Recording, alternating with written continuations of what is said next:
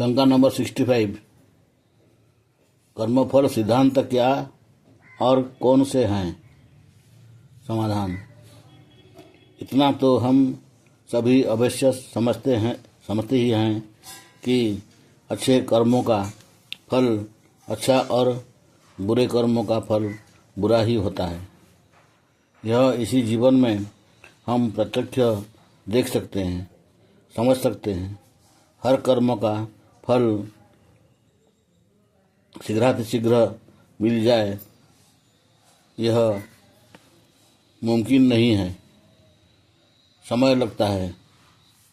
जैसे बीज बोने के पश्चात फल निकलने में समय लगता है और समय की सीमा को हम अल्पज्ञ जान नहीं सकते। फिर कर्म का फल कैसे मिलता है? ईश्वर जाति, आयु, भोग के द्वारा कर्मफल की व्यवस्था करता है। जैसे ही मनुष्य कर्म करता है, मन वाणी शरीर में से ईश्वर तत्काल फल की व्यवस्था कर देता है। फल कब मिलेगा यह हम नहीं जानते, परंतु क्योंकि हमारे पास चित्त नाम की एक चीज़ है जिसमें शुभ अशुभ कर्मों के सब संस्कार अंकित होते रहते हैं, उन्हीं के आधार पर हम भाप सकते हैं कि शुभ कर्म अधिक होंगे तो मनुष्य सुखी होता है, इसके विपरीत कुकर्म अधिक होंगे तो वह दुखी होता है। वर्तमान जीवन समाप्त होने पर, मृत्यु होने पर आत्मा अपने सूक्ष्म शरीर के साथ ईश्वराधीन हो जाता है और ईश्वरीय व्यवस्थानुसार अब तक के पूर्व सभी कर्मों के आधार पर अगले योनि में प्रवेश करता है और जाति, आयु, भोग द्वारा अपने शेष पूर्व कर्मों के फल भोगता है।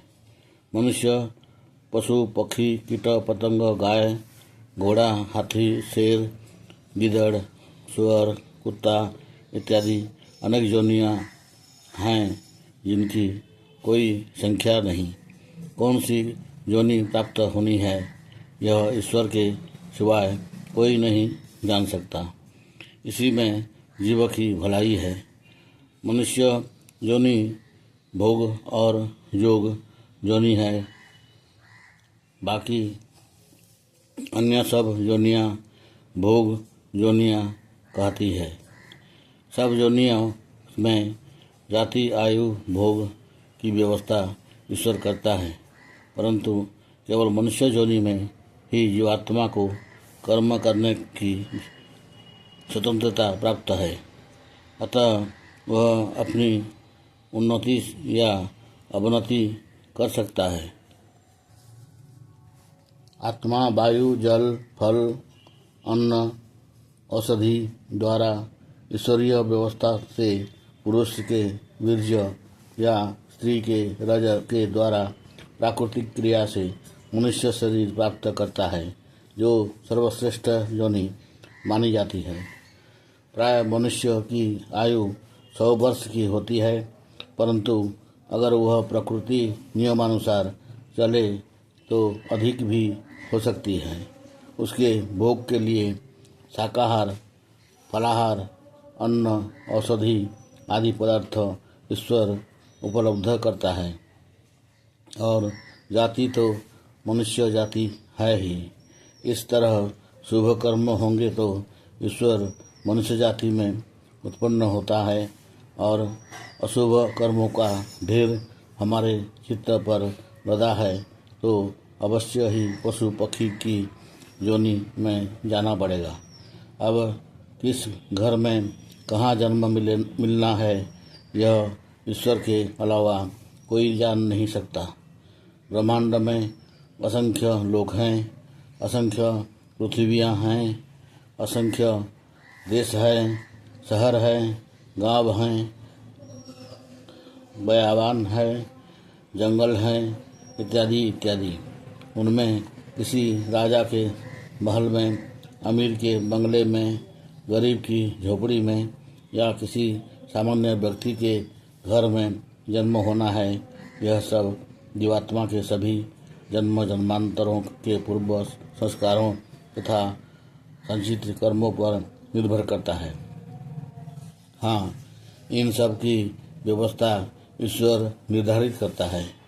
गोरा, काला, लंबा, नाटा, स्वस्थ, दुर्बल, अपंग, विकलांग इत्यादि हर मनुष्य में कोई न कोई खामी कमी अवश्य होती है। अनेक प्रकार के विकार तथा शारीरिक रोग या शारीरिक सौंदर्य तथा अनेक प्रकार के दुख सुख जीवात्मा के अपने ही कर्मों की बदौलत नसीब में मिलते हैं। जो भाग्य में होता है वही मिलता है, न अधिक न कम, क्योंकि मनुष्य स्वयं ही अपने भाग्य का विधाता है। पूर्व संचित कर्मों के फल स्वरूप जो प्रारंभ प्राप्त होते हैं उसी को भाग्य, नसीब, तकदीर, किस्मत इत्यादि नामों से लोग जानते हैं। अनादि काल से जीवात्माओं के सब जन्मों को ईश्वर जानता है और भविष्य में कौन से जन्म होंगे वे सब उस जीव के अपने ही कर्मों पर निर्भर करता है। ईश्वर कर्मफल प्रदान करता है। जीव कर्म करने में स्वतंत्र है, परंतु उसका फल पर अधिकार नहीं होता। फल ईश्वर की व्यवस्था से मिलता है। जैसा कर्म वैसा फल मिलता है।